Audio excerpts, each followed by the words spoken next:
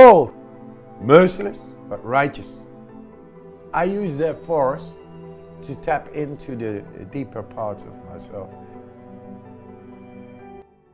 It is crazy to think in 2018 we need videos on YouTube to teach us about the importance of breathing. But in a world that moves as fast as ours, it is amazing what we have possibly missed or simply just did not learn. Research suggests that up to 80% of us, or at least us in the Western world, are breathing incorrect.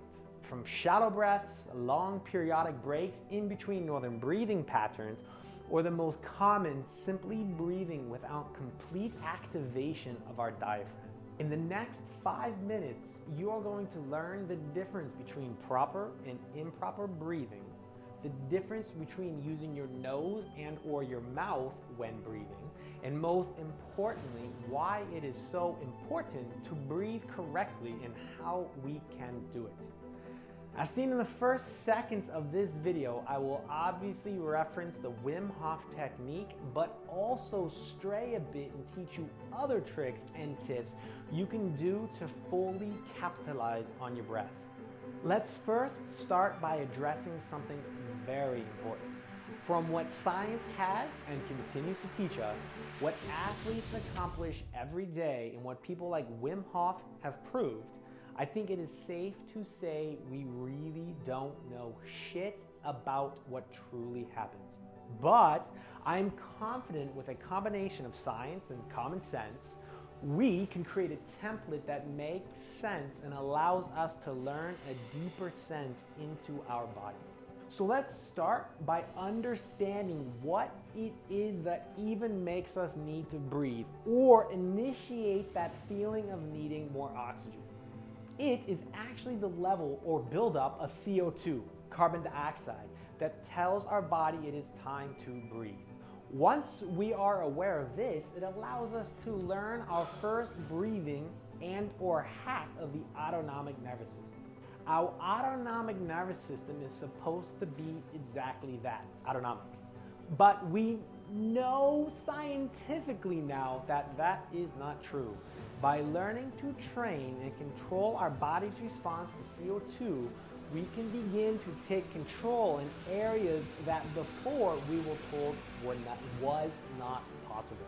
This actually has been something free divers have been doing for decades, and our ancestors did naturally when needing to dive deep in the water for fish or other food.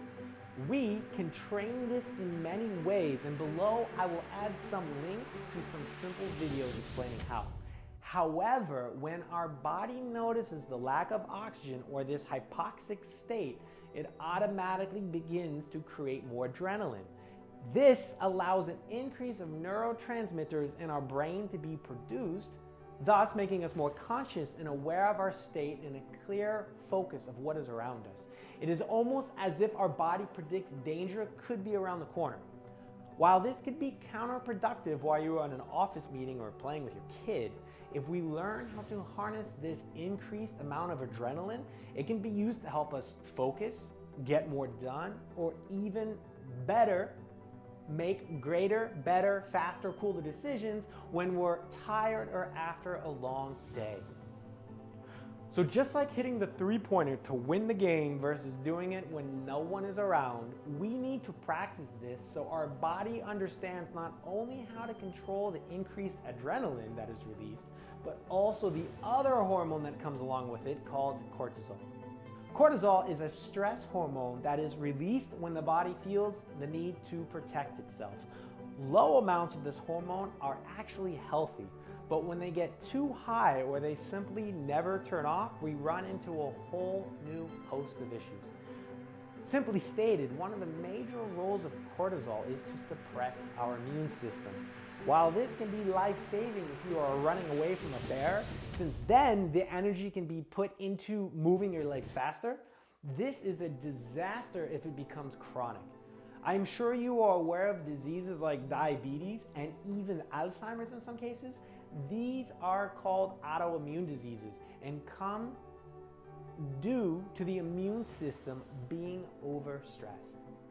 Research suggests simply practicing breathing exercises and learning how to control your levels of oxygen and carbon dioxide, or O2 and CO2, can teach your body to increase your adrenaline but not your cortisol. The biggest breakthrough with this was by Wim Hof. Before, it was just an idea that this was possible, but now through rigorous scientific studies he has endured, we know it to be fact. So basically, imagine that. The concept of taking control of your body and steering it in the direction you want it to go. The idea of practicing different techniques, giving you the power and control to dictate what your body does when it goes into autopilot. This was the first video of a series I will be making to discuss the importance of breathing and the art of breath. So please leave your comments below and subscribe to follow the later videos in this series, along with all my other YouTube content. And also feel free to check out my online breathing program at gtsgermany.com or my other social media sites listed below for a whole bunch of course, badass content.